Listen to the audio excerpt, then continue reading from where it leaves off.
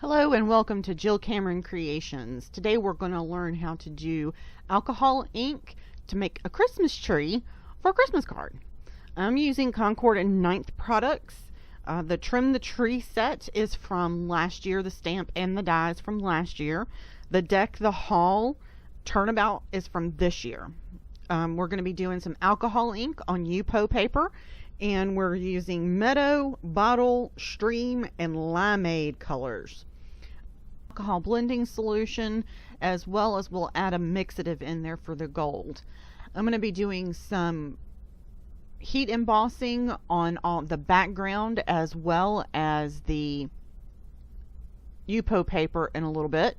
We're going to be using a couple different color inks for the turnabout part, and I'm also going to be using Desert Storm Neenah paper.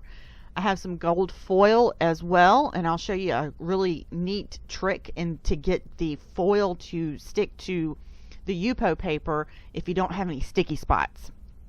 So the first thing that we're going to do is the alcohol ink background, and I'm going to go ahead and grab my Ranger mat here and put my Yupo paper on that, and we're going to drop some inks on here. And for me, the first thing that I always do when I'm doing an alcohol ink background is I cover my paper with the blending solution. And once I get the blending solution, where just pretty much covering everywhere on the background of the card, then I'll start dropping my colors in. And I started with my darkest color and just put drops on there.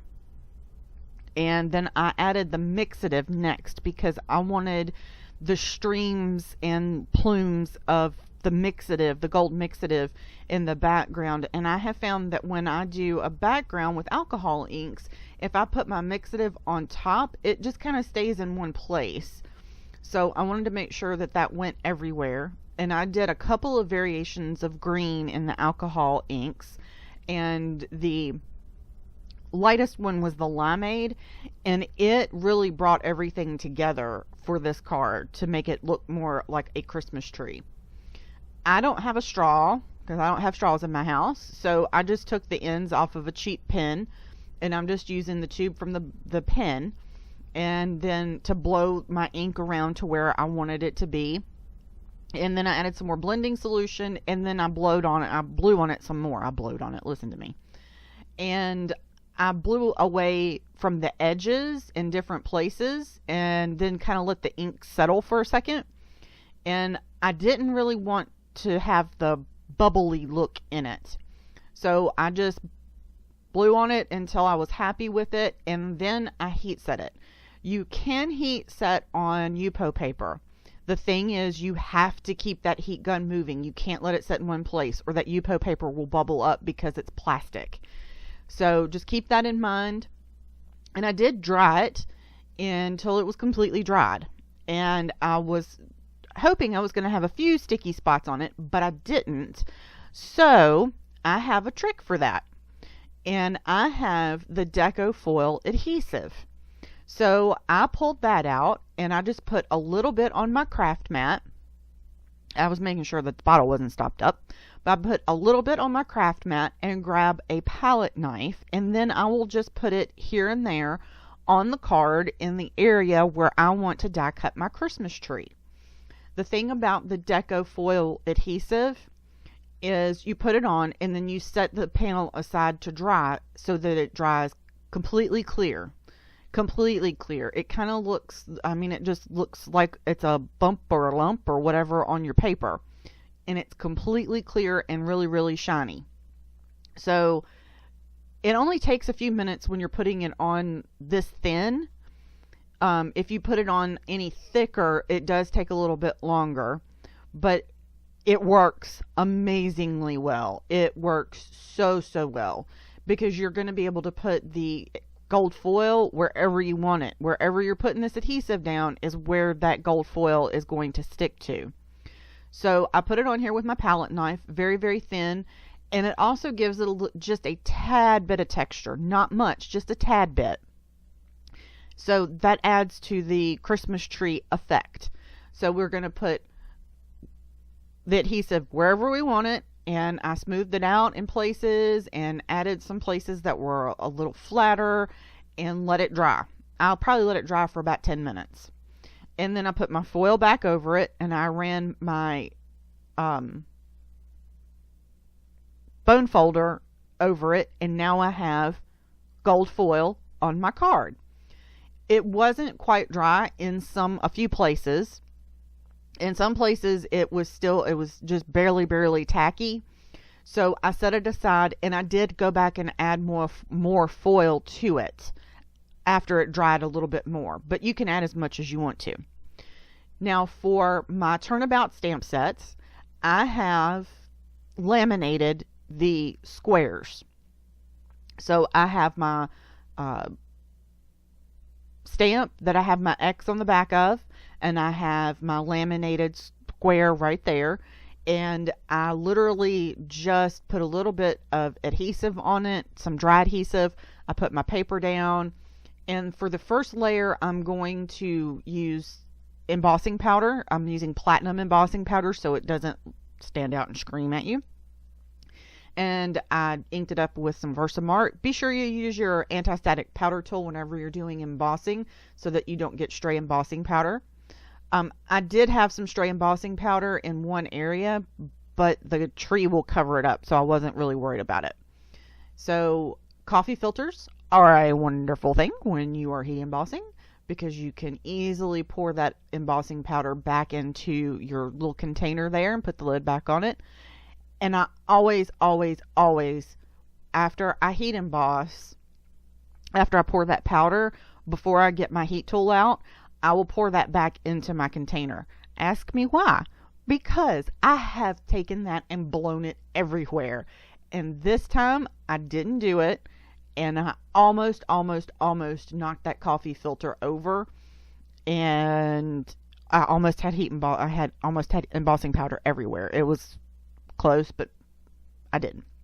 So just be sure that you're careful with your embossing powders so that they don't go flying everywhere, because I have done that too. And the good thing about it being on that laminate sheet is that it doesn't get everywhere.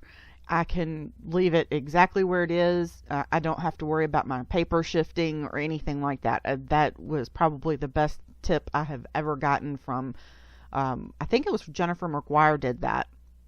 Just be sure that if you do laminate it, be sure that you cut really close to the edges of the paper itself so that it's even all the way around.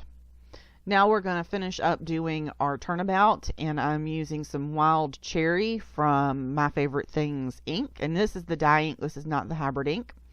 And I can just wipe off that excess ink on the sides and go ahead and wipe off my stamp and get that cleaned off. And I am my stamp cleaner is in still in a Stampin' Up bottle, but it's actually Hero Arts stamp cleaner. I just bought a refill and kept filling up the bottle because the sprayer worked on it, so I just kept on going with it. So we're going to turn it around, and we're going to use Elf Green by My Favorite Things and stamp this down. And the one thing that I liked about this turnabout stamp set is that it kind of overlaps a little bit. And I've seen where on some of them it's not supposed to, but even on mine, no matter what I've done, it overlaps. And I kind of like it a little bit just because it gives a really full background. So let me know if yours overlaps or not. And I've seen some that didn't, and I'm wondering if maybe my X is a little wrong. That could be it. But anyway, I am stamping up the last one here with Hero Arts ink and soft brown, just so I can have that tone on tone look, and it goes really good with that platinum embossing powder. So we take that off, and there we have our background. Now all I have to do is put our card together and stamp the sentiment. For the tree, you can see I added more gold foil on my paper. Be sure that if you're die cutting Yupo paper after you have done the ink on it, the alcohol ink on it, that you put a piece of paper, just a plain old piece of typing paper, between your plate and your Yupo paper and the dye, because it will stick and it will peel away, and you don't want that gunk on your cutting plate. It cuts very nice, but just make sure that you put something between the cutting plate and the Yupo paper so you don't have to worry about it peeling off of any of your color. Now I'm going to heat emboss the sentiment on the front of this, and this is still from the Trim the Tree stamp set from Concord and 9th. And heat embossing anti-static powder tool is a must to do this. Use it liberally, completely and totally cover it so it looks like it snowed on it. And I'm using the 'Tis the Season to Be Jolly sentiment. And my stamp was kind of sticky and I didn't want to mess up anything, so I cleaned it off really well. And I use a microfiber cloth instead of a baby wipe. I really like how the cleaner and the microfiber cloth cleans my stamps. It doesn't leave residue on them, and I don't have to go through a bunch of stuff. I can just throw my, I don't have a lot of trash after that. I can just throw my microfiber cloths into the washing machine every once in a while and get all the ink off of them. So Versamark ink, and lift it up very slowly, very carefully, so you don't peel off anything from your tree. And then we're going to coat it in Hero Arts Ultra Fine Detail White Embossing Powder.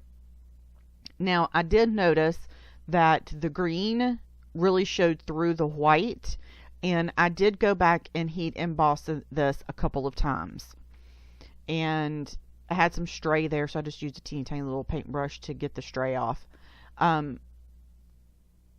other little tip I would like to show you is when you are heat embossing something like this, especially on Yupo paper, it's the same principle as when we're heating it when we're drying the alcohol ink. I lay it down on a flat surface, the edge of my cutting mat there. Make sure your heat gun is really, really hot, and also make sure that the heat tool is moving constantly. You don't want to warp your paper. I use a clothespin to hold stuff like this so that it doesn't move around on me, and I can just pick it up and move it. Easy peasy. So there is our card, and I'm just going to do a 4 1/4 by 5 1/2 white base for this and put this on the front. And if you have any questions or you would like to share your alcohol ink backgrounds with me, please do so on social media and just tag me Jill Cameron Creations, and I will definitely find that. And for our Christmas card, I really, really enjoyed the different alcohol ink background for that Christmas tree. That really, really tripped my trigger, as my mother would say. Put plenty of adhesive on the back of that panel and drop that on the front. And then also we are going to use liquid adhesive for the Christmas tree to make sure that that sticks, because the background has a little bit of embossing powder on that. And just want to make sure that that sticks down. I'll use my base plate from my die cutting machine to put weight on top of this so that it will adhere and it'll be all nice and pretty. You could go back and add some jewels to this. You could add some Trim the Tree stuff from the actual Trim the Tree stamp set to the tree itself. The one thing that I really liked about this card as I was designing it, I was keeping in mind that it needed to go through the mail, and there's no extra bulk to it. It's just a flat card. So definitely keep that in mind as you are crafting this Christmas, to make sure that you don't need any extra postage. And there's our finished card. Thanks so much for joining me today for our Christmas card from Concord and 9th. Y'all have a great day.